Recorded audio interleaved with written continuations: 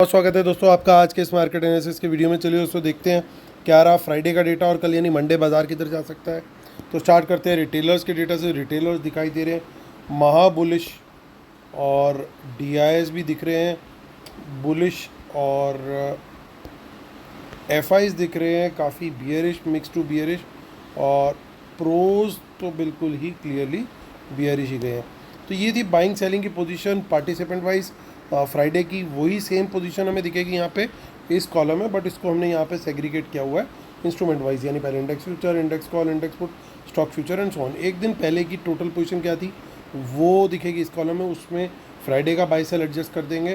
तो नेट क्या position carry forward हुई है मंडे तक के लिए वो दिखेगी इस कॉलम में। ये सब निफ्टी, बैंक निफ्टी और फिर निफ्टी और मिड कैप निफ्टी मिक्सड हैं।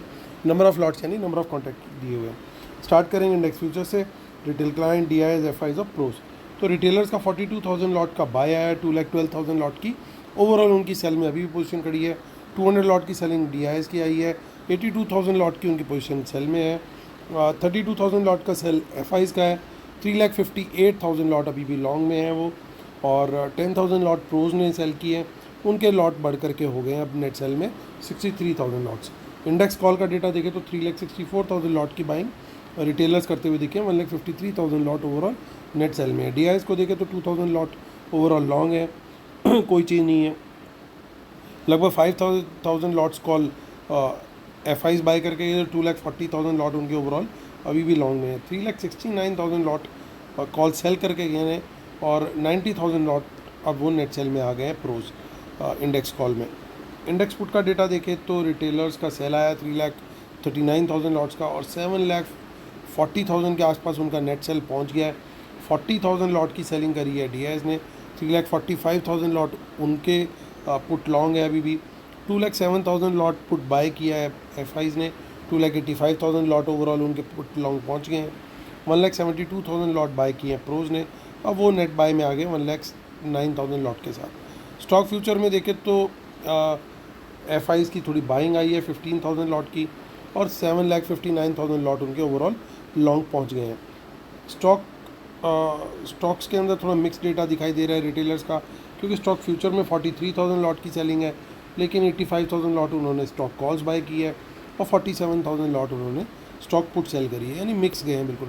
और चलते कैश मार्केट का डेटा देखते हैं तो, और कैश मार्केट में भी रिटेलर का कैश में सेल है, क्योंकि डीआईएस की सेलिंग है 461 करोड़ की, वहीं एफआईज की बाइंग है 1,500 करोड़ की, यानी लगभग 1,050 करोड़ के आसपास का सेल रिटेलर्स का कैश मार्केट में है। चलते हैं अभी ऑप्शन चेन का डेटा चेक करते हैं।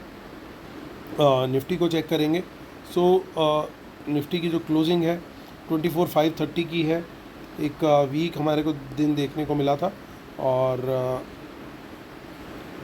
देखिए काफ़ी यहाँ पे इन द मनी में पुट्स अभी दिखाई दे रही हैं। ये बाइंग है या सेलिंग है, उसके लिए मेन लेवल जो हमारा रहेगा दोस्तों कल के लिए वो रहेगा 24,500।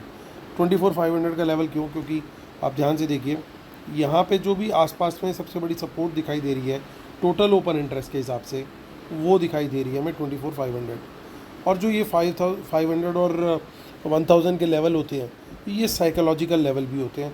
तो यहाँ पे साइकोलॉजिकली भी अगर इसके नीचे निकला तो वहाँ पे फिर बाज़ार जो है वीक पड़ता हुआ दिखाई देगा, और बियर्स कंट्रोल में आते हुए दिखाई देंगे। यानी कोई भी कैंडल नेगेटिव बनी, कोई बियरिश कैंडल बनी 24,500 के नीचे, और वहाँ पे हमें 5, 10, 15 मिनट में as per are price action उसका लो ब्रेक होता है, तो वहाँ पे हम शॉर्ट का सेल जो है, शॉर्ट का ट्रेड जो है या पुट बाय करने का ट्रेड जो है वहाँ पे कंसिडर कर सकते हैं। वैसे टारगेट यहाँ पे दोस्तों 24,300 तक का पॉसिबल है। सीधा 200 पॉइंट का टारगेट क्यों कह रहा हूँ?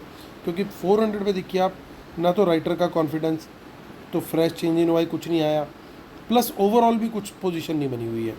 ओवरऑल पोजीशन थोड़ी सी डिसेंट बनी हुई दिख रही है हमें 24,300 पे। तो ये लेवल बड़ा क्लियरली कल पॉसिबल है, लेकिन उसके लिए 24,500 के नीचे एक एटलीस्ट 15 मिनट की अगर एक कैंडल बियरिश बन गई तो फिर 200 पॉइंट का डिप आना पॉसिबल दिख रहा है, उसकी प्रोबेबिलिटी काफ़ी बढ़ जाएगी। लेकिन पहला टारगेट हमारा 24,400 रहेगा, उसके नीचे निकलता है तो वापस फिर प्रोबेबिलिटी और बढ़ जाएगी 24,300 आने की। तो ये हमारे लेवल्स हैं। हालांकि देखिए कुछ इन द मनी पुट्स में अनवाइंडिंग दिखाई दे रही है, पॉसिबली प्रॉफिट हो सकता है कुछ प्लेयर्स ने बुक किया हो इन द मनी पुट्स में, उसके कंपैरिजन में नई कोई रोल ओवर पोजीशन नहीं दिख रही है। अब सबसे मेन जो दिखाई दे रहा है 24,800 की पुट में अनवाइंडिंग दिखाई दे रही है। सो ये पॉजिटिव साइन भी हो सकता है कि बाज़ार हो सकता है थोड़ा सा ऊपर के लिए निकलने की भी ट्राई करे, लेकिन उसकी प्रोबेबिलिटी डेटा देखते हुए काफ़ी कम है। 24,500 के ऊपर कोई भी बुलिश कैंडल बने, एटलीस्ट यहाँ पे भी मैं 15 मिनट की कैंडल का एक वेट करूँगा बुलिश कैंडल के लिए। उसके दो कारण हैं, वो भी बताऊँगा आपको। पहला तो ये कारण है 15 मिनट की कैंडल के लिए कि ख़तरा बहुत है, इसलिए खतरे की घंटी देखिए लगातार बज रही है।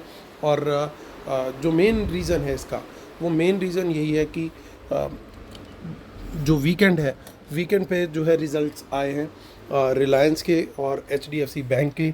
सो इन रिज़ल्ट्स के चलते मार्केट जो है वो अभी थोड़ा वोलेटाइल रिएक्ट करेगा, at least in the initial 1 hour और सो। तो वहाँ पे एक प्रॉब्लम आती हुई दिखाई दे सकती है, क्योंकि रिलायंस के रिज़ल्ट्स को शायद इतना अच्छा से नहीं लिया गया है, लेकिन HDFC बैंक के और कोटक के रिज़ल्ट को भी थोड़ा मिक्स ले रहे हैं। HDFC के रिज़ल्ट्स थोड़ा अच्छे बता रही है मार्केट। सो पॉइंट ये है कि अगर मार्केट एक थम्स अप देता है तो वहाँ पे फिर हमारे को एक तेज़ी का जो है ट्रेड आता हुआ दिखाई दे सकता है। लेकिन यही अगर मार्केट को अगर नहीं पसंद आए रिज़ल्ट और मार्केट ने नीचे का प्राइस एक्शन दे दिया तो वहाँ पे गड़बड़ होती हुई हमें दिखाई दे सकती है।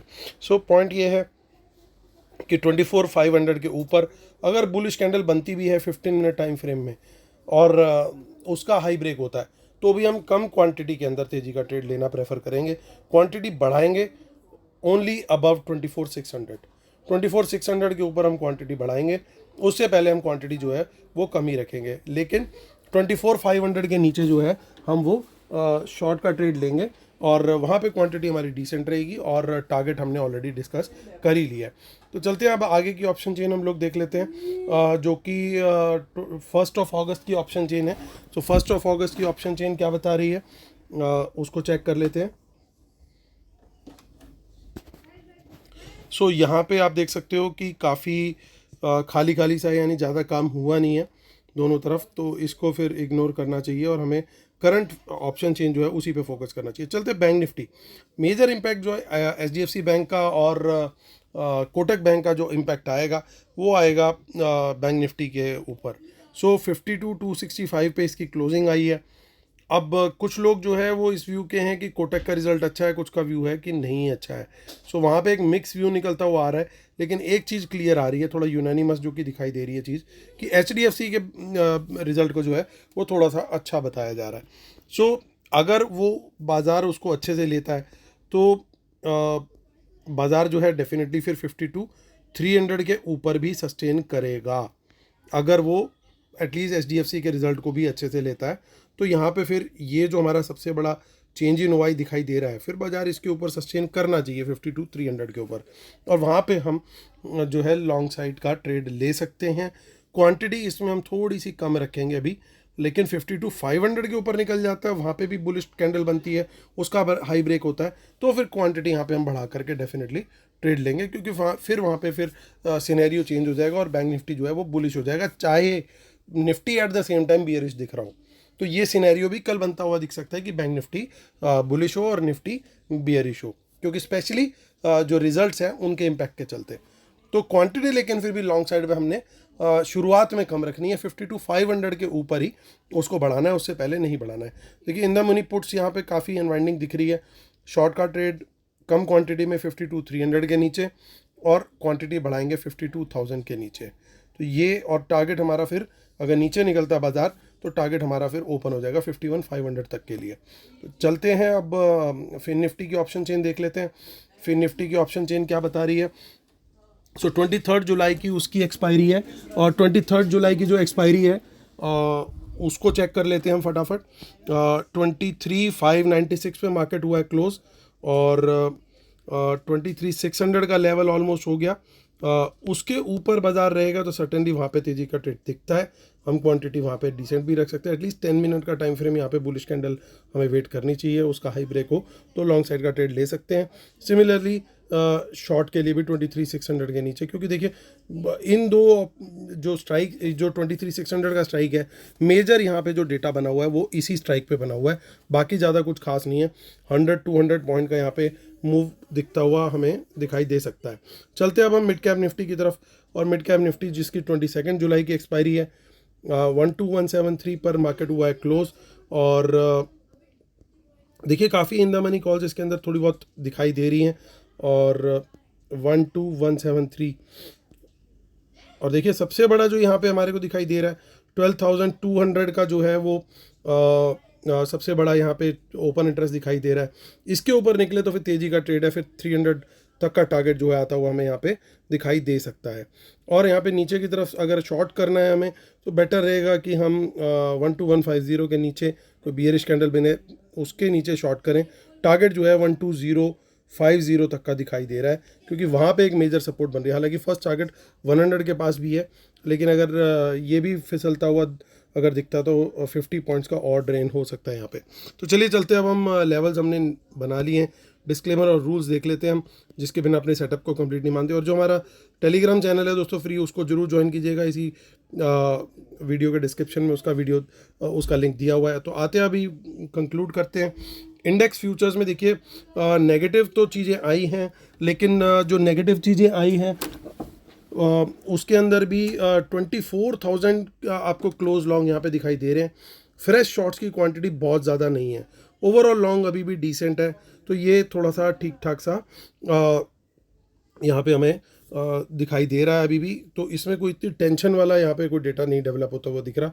प्रॉब्लम कहाँ पे दिखाई दे रही है? प्रॉब्लम दिखाई दे रही है इंडेक्स कॉल में, क्योंकि रिटेलर ने अच्छी क्वांटिटी बाय करी है। ओवरऑल भी कंपेरेटिव एनालिसिस आप करके देखें, अगर ये चारों इनकी इंडेक्स ऑप्शंस का, यानी इंडेक्स कॉल के लॉन्ग और इंडेक्स कॉल के शॉर्ट चारों का, तो काफ़ी यहाँ पे डेटा जो है वो कॉल बाय का दिखाई दे रहा है। तो ये कॉल बाय अगर हुई निफ्टी की, तो निफ्टी इमीडिएटली ड्रैग करता हुआ दिखाई देगा, और जो निफ्टी है वो ड्रैग करता हुआ दिखाई देगा, और बैंक निफ्टी जो है और वहाँ पे जो है थोड़ा सा होल्ड करता हुआ दिखाई दे सकता है। और जो मेन चीज़ है दोस्तों, हमें वो फोकस करना पड़ेगा कि इनिशियल प्राइस एक्शन कहाँ पे सेटल हो रहा है, उसके अकॉर्डिंगली हमें ट्रेड लेना पड़ेगा। लेकिन यहाँ पे जो चीज़ दिखाई दे रही है इंडेक्स कॉल का डेटा, तो क्लियरली ओवरऑल अगर आप देखोगे वो बियरिश ही है, क्योंकि आप देखिए प्रोज भी कॉल सेल करके गए हैं, तो वो भी एक नेगेटिव सेटअप बनता हुआ दिखाई दे रहा है। अब पुट का सेटअप अगर आप देखें, तो पुट के अंदर रिटेलर और सेल कर गए हैं और स्मार्ट मनी बाय करके गई है, और नेट बेसिस पे प्रोज ने पूरी गेम अपनी पलट दी है। अब देखिए पहले प्रोज जो है वो कॉल बाय करके बैठे थे, वो अभी कॉल सेल में आ गए हैं। वो पहले पुट सेल करके बैठे हुए थे, अब पुट बाय में आ गए। तो ये डेटा दोनों साइड का मेरे हिसाब से नेगेटिव गया। हालांकि स्टॉक फ्यूचर के डेटा के अंदर थोड़ा सा रिलीफ है कि एटलीस्ट एफआईज ने अपनी इतनी बड़ी पोजीशन वहाँ पे होल्ड की हुई है। तो डेटा दोस्तों थोड़ा सा मिक्स टाइप का दिखाई दे रहा है, mix to negative I would say, क्योंकि इंडेक्स फ्यूचर और स्टॉक फ्यूचर में पोजीशन होल्ड पे है, लेकिन वहीं ऑप्शंस के अंदर जो है पोजीशन वो थोड़ी नेगेटिव साइड पे जा रही है। तो ये भी पॉसिबिलिटी है कि हमें बाज़ार जो है वोलेटिलिटी अच्छी देता हुआ दिखाई दे, लेकिन काफ़ी दिन से जिस तरीके से करेक्शन भी नहीं आई है, तो बाज़ार जो है वो बहाना ढूंढ रहा हो कि भैया थोड़ी सी करेक्शन लाए। फ्राइडे ज़रूर आई है, मिड कैप स्मॉल कैप में ज़रूर आई है इंडेक्स, लेकिन ओवरऑल इंडेक्स के अंदर फ्राइडे के अलावा हमें कोई बड़ा फॉल काफ़ी दिन से देखने को तो नहीं मिला। तो इसलिए पॉसिबिलिटी है कि एटलीस्ट जहाँ पे बाज़ार रिज़ल्ट नहीं लाइक कर रहा होगा, जैसे मान लीजिए रिलायंस अगर हमें दिखता है प्री ओपन में ही कि नेगेटिव खुल रहा है माफ़ कीजिएगा, तो पॉसिबिलिटी अच्छी है कि फिर निफ्टी थोड़ा सा एटलीस्ट इनिशियली ड्रैग करे, नीचे की तरफ जाए।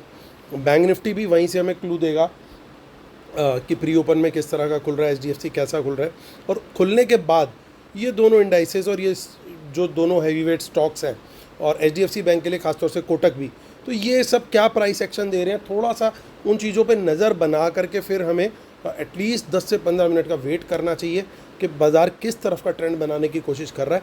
अकॉर्डिंगली उसी डायरेक्शन में लेवल्स को ध्यान में रख के ट्रेड लेना would be A wise thing. बाकी हमने लेवल्स ऑलरेडी डिस्कस कर लिए, कहाँ क्वांटिटी कम रखनी है, कहाँ बढ़ानी है, तो उसके अकॉर्डिंगली हमें ध्यान रख के कल का ट्रेड लेना होगा। सेफ ट्रेडर्स के लिए अगेन रिपीटिंग एटलीस्ट 10 से 15 मिनट का पहले वेट करना बहुत ज़रूरी है। तो चलिए दोस्तों, उम्मीद करता हूँ आप लोग को वीडियो पसंद आया होगा। प्लीज़ लाइक शेयर सब्सक्राइब जरूर कीजिएगा। कल फिर होती है मुलाकात, तब तक के लिए टेक केयर, बाय बाय।